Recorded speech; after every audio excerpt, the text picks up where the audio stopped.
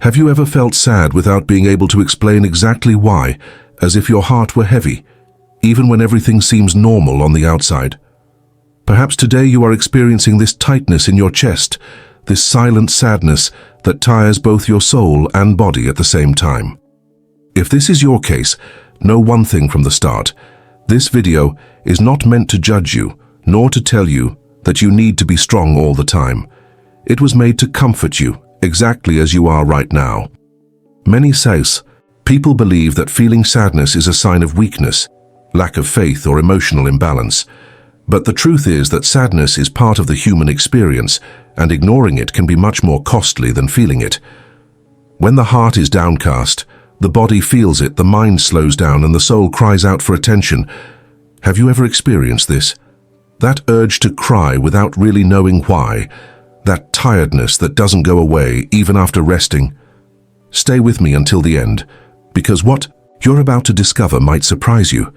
There's a different way to look at sadness, a perspective that transforms pain into learning and tears into spiritual strength. And that's exactly where we're going to begin. Perhaps, as you listen to me now, something inside you is beginning to recognize itself in these words. And if that's happening, know that you're not alone in this experience. Many people carry this sadness in silence, thinking that no one would understand what they're feeling. So if this topic resonates with you, leave a comment below about what has touched you the most so far, or even how sadness has manifested in your life. Sometimes, putting it into words is already a first step towards relief, and your experience can help someone who is going through something similar. If this video is bringing you clarity or comfort, liking it is a simple way to show that this type of content matters. Your participation here is what makes this channel grow and reach more people who also need to hear messages like this, especially during times of emotional fragility. And if you feel you want to continue exploring reflections like this, subscribing to the channel is a way to stay closer to content that addresses emotions, the body, and inner healing with respect and depth. Stay with me, because from here on out we're going to take a closer look at what these tears are trying to tell us, and how sadness, when embraced, can transform into a strength you may not yet have realized. There's a type of sadness that almost no one notices. It doesn't show up in photos, it doesn't become a post, it doesn't receive messages of support. It's the silent sadness, the one we learn to hide in order to keep functioning. On the outside, life goes on. You wake up, work, talk, smile when you need to. But inside, something accumulates. A weariness that doesn't go away, a feeling of emptiness that's hard to explain, as if you were always holding something heavy without ever being able to let go. This sadness often arises in the shadows of daily life. It forms when you suppress feelings, postpone breaks, and ignore signals from your body and mind. Gradually, this shapes your mindset, influencing decisions and affecting how you see yourself and relate to the world. And the most delicate part is that many people believe that because they can keep going, everything is fine. But moving forward doesn't mean being whole. Often, it's just emotional survival. There's a hidden truth in all of this. The sadness that no one sees is often the most impactful because it finds no space to be felt, understood, or transformed. It stays there, working silently, draining energy, extinguishing enthusiasm, making the heart heavier each day. And when it's not acknowledged, this sadness ends up unconsciously shaping the journey, influencing choices, and distancing the person from themselves. Now I want to delve even deeper into this subject, because understanding this silent sadness isn't about victimizing yourself, but about initiating a real transformation. It's about honestly looking at what's happening inside you and realizing that this inner weariness didn't arise from nowhere. There are signs, there's an impact. There are important revelations hidden within these emotions that demand attention. And when we begin to listen to this more carefully, something starts to change subtly, almost imperceptibly, but very powerfully. If this resonated with you, comment below. This makes sense to me. When the soul is silent, the body begins to speak, and it speaks in many ways. Sometimes it's a tightness in the chest that arises out of nowhere, shortness of breath, a strange weight that seems to settle right in the center of the body. Other times it's constant tiredness, even after sleeping, as if energy is always at its limit. There's also that urge to cry without knowing exactly why, tears that come without warning, as if something internal is demanding to be heard. This is not weakness nor exaggeration, it's the body trying to express what the soul couldn't put into words. There's a hidden truth in this process. Repressed emotions don't disappear, they transform. When sadness finds no space to be felt, it seeks other outlets. It can turn into muscle tension, silent anxiety, diffuse pain, constant irritation, or a discouragement that affects simple daily decisions. Gradually, this impacts your mindset, alters how you see your own journey, and interferes behind the scenes of your life, even when everything seems under control. Many people learn to move on by ignoring these signs, believing that feeling too much is detrimental. But the body doesn't work that way. It stores emotional memories, records experiences, and reacts when something accumulates for too long. This is one of the most delicate points of emotional transformation. Realizing that the body is not against you, it is trying to help. It reveals what has been silenced, points out what needs care, and invites a more honest listening. Now I want to delve even deeper into this subject, because understanding this connection between body and emotions completely changes how you deal with sadness. When you begin to perceive these signs as part of a process, something reorganizes itself internally. More awareness and clarity emerge, and the journey ceases to be mere resistance and becomes learning. There are important revelations hidden in these sensations that seem uncomfortable, but which carry valuable information about who you are and what you need at this moment. If this resonated with you, comment below. I'm starting to understand. Amidst all of this, there's a bodily response that many people have learned to avoid: crying. Tears are often seen as a sign of weakness, loss of control, or something that needs to be contained as soon as possible. But there's a hidden truth that almost no one talks about. Crying is one of the most honest ways the body has found to release what's accumulated inside. Tears are a silent language, a form of deep communication between what you feel and what you haven't yet been able to name. When words fail, the body speaks through tears. They arise when sadness finds a minimal space to escape, when the soul can no longer bear everything alone.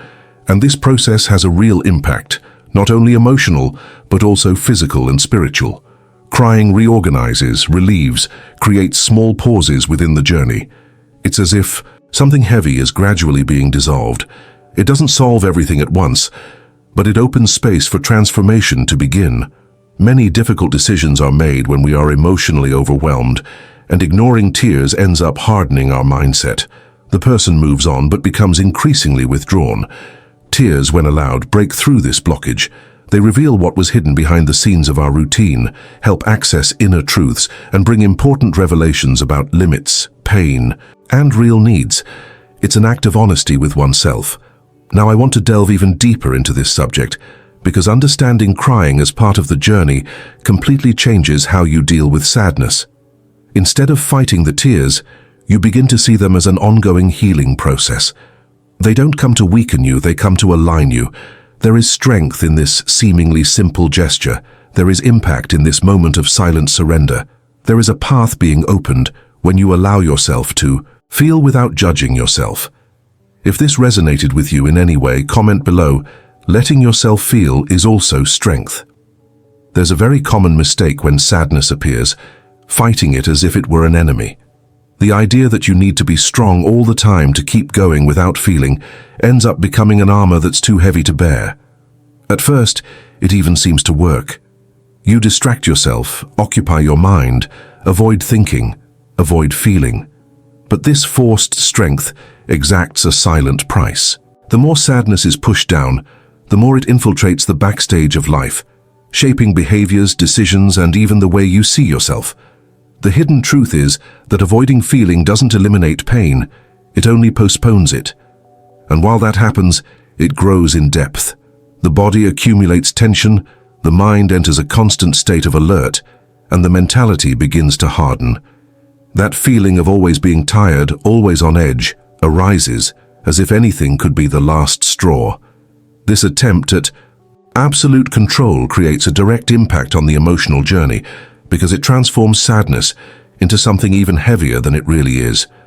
Being strong all the time isn't a sign of emotional maturity. It's often a sign of survival. And surviving isn't the same as living. Transformation begins when you realize that feeling doesn't weaken you, it humanizes you. When you allow yourself to acknowledge sadness, it ceases to be an invisible monster and becomes a message. A message that speaks of limits crossed, of needs ignored, of parts of yourself that ask for care and attention. Now I want to delve even deeper into this subject because understanding this mistake completely changes how you relate to your emotions. When you stop fighting sadness, something reorganizes itself internally. Decisions cease to be made on impulse, the mindset becomes more honest, and the journey gains more awareness.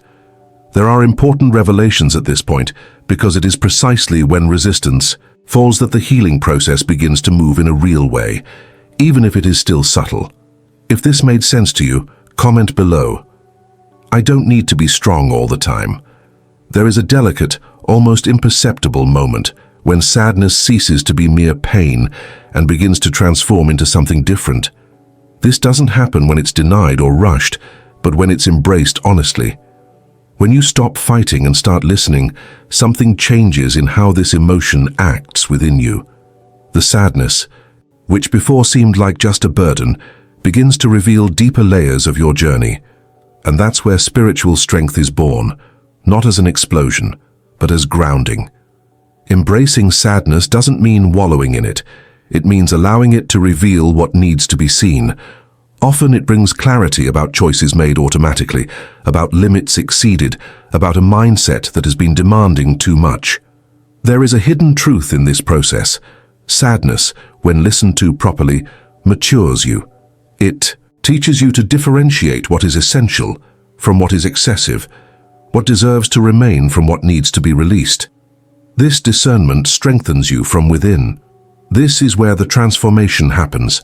The person begins to move with more awareness, to make less impulsive decisions and more aligned with what they truly feel. Spiritual strength doesn't arise from the absence of pain, but from the ability to go through it without getting lost. There is an impact in this. There is a silent change behind the scenes of life, in the way of reacting, of positioning oneself, of taking care of oneself. Sadness ceases to be merely something to be endured and becomes part of the process of inner construction. Now I want to delve even deeper into this subject, because this strength is not something abstract or distant. It is built little by little in the way you listen to yourself, how you respect your limits, and how you allow pain to play its role in your journey. There are important revelations when you realize that what seemed to weaken you was, in fact, preparing you for something more solid, more true, more aligned with who you are becoming. If this resonated with you, comment below. My sadness is also making me stronger. When you finally allow yourself to feel, something begins to change silently, but profoundly. It's not a dramatic or immediate change. It's more like a gradual relief that spreads. The body relaxes, the mind slows down, and that constant feeling of tension begins to lose its power. Accepting the moment doesn't solve all problems, but it creates space. Space to breathe, to think more clearly, to break free from the automatic mode that so often dominates our emotional routine. There's a hidden truth in this process. Feeling brings awareness. When you stop running from sadness and start observing it more honestly, you notice patterns, understand triggers, and recognize needs that were being ignored. This changes your mindset. Decisions cease to be made solely to avoid pain and begin to be guided by more inner truth. It's a type of transformation that happens from the inside out, almost behind the scenes, but it has a real impact on how you position yourself in life. Allowing yourself to feel also creates a deeper connection with yourself. You begin to recognize yourself beyond expectations, beyond external demands, beyond the role of being able to handle everything. There's something spiritual about this, because this inner listening opens up space to realize that you are not disconnected, even in difficult times. There's a greater sense of belonging, as if you were once again aligned with something essential, something that sustains you, even when everything seems fragile. Now, I want to delve even deeper into this subject, because this state of acceptance is not passivity, it's presence. It's choosing to be fully present in what you're experiencing, without numbing emotions, without abandoning yourself. This posture changes the journey. It strengthens you from within, broadens your perception, and reveals paths that were previously obscured by resistance. When you allow yourself to feel, you don't lose control, you gain direction. And this awareness prepares the ground for understanding something even deeper about how you deal with pain and your own history. If this resonated with you, comment below. Allowing myself to feel is helping me. There's something almost no one talks about regarding hope. It doesn't usually appear when everything is already resolved. Most of the time, it's born precisely in the midst of pain. Not when the sadness goes away, but when you stop running from it. It's at this point in the journey that a profound reinterpretation occurs. Sadness ceases to be merely a sign of loss or failure and begins to transform into fertile ground for something new, even if still fragile. The hope that arises in this way is not noisy. It doesn't arrive promising immediate answers or magical solutions. It appears as a thin thread of lucidity amidst the chaos, a different perception, a small shift in mindset. You begin to see that despite the pain, there is still movement. There is still possibility. There is still a now that can be lived with more presence. This is a powerful hidden truth because it completely changes the impact of sadness on your life. When hope is born from pain, it comes with maturity. It doesn't ignore suffering, but it's not defined by it either. This influences decisions, reorganizes priorities, and alters how you interpret your own story. Behind the scenes, something is being adjusted. The journey ceases to be mere resistance and becomes learning. And this strengthens you in a silent but consistent way.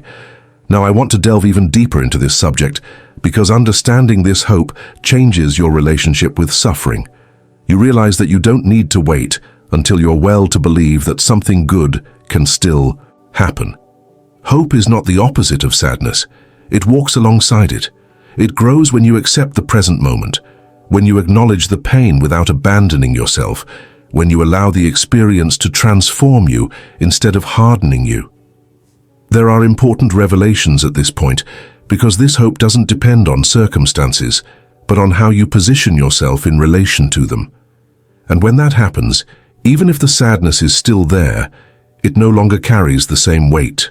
Something begins to reorganize itself internally, preparing the ground for deeper understandings about yourself, your emotions, and the meaning of everything you are experiencing now. If this resonated with you, leave a comment below. Hope can be born here. At some point in this journey, an important realization emerges. Perhaps you don't need to solve everything right now. There's a silent pressure to find quick answers, fix what hurts, move on as if rest were a luxury. But this constant urgency ends up creating even more burnout. Emotional self-care begins when you understand that pausing isn't giving up. It's a conscious choice.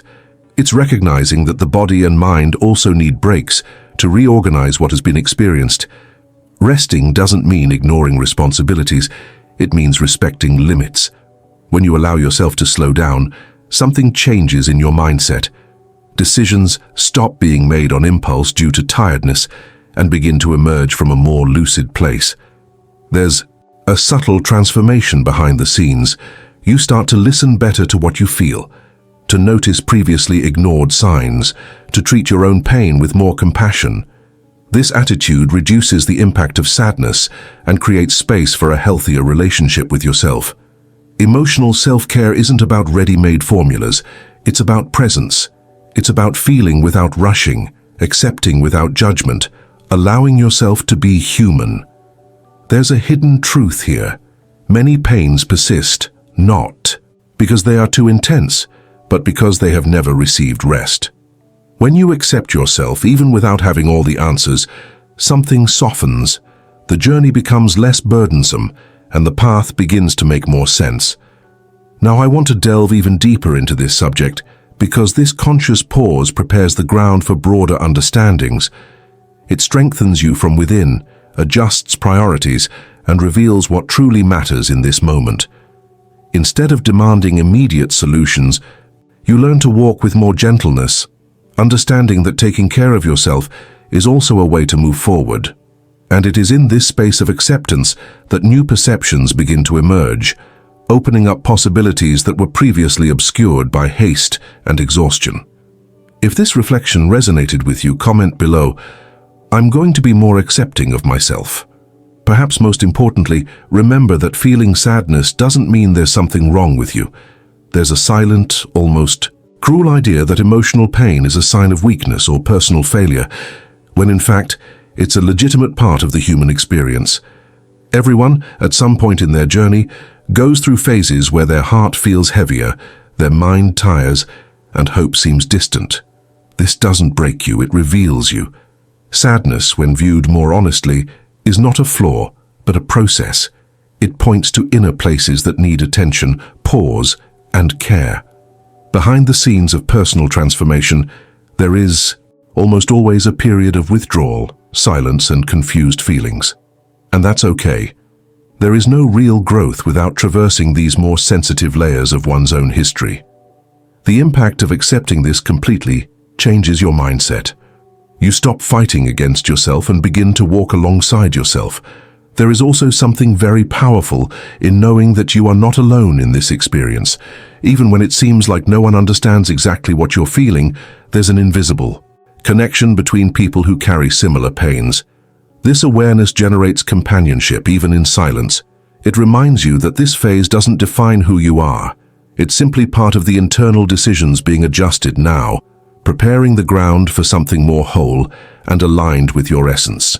Now I want to delve even deeper into this subject, because understanding this sadness as part of the journey changes how you see yourself and how you choose to move forward. When you realize you're not broken, just in process, something reorganizes itself inside. The journey continues not in a hurry, but with more gentleness, more awareness, and more respect for your emotional time.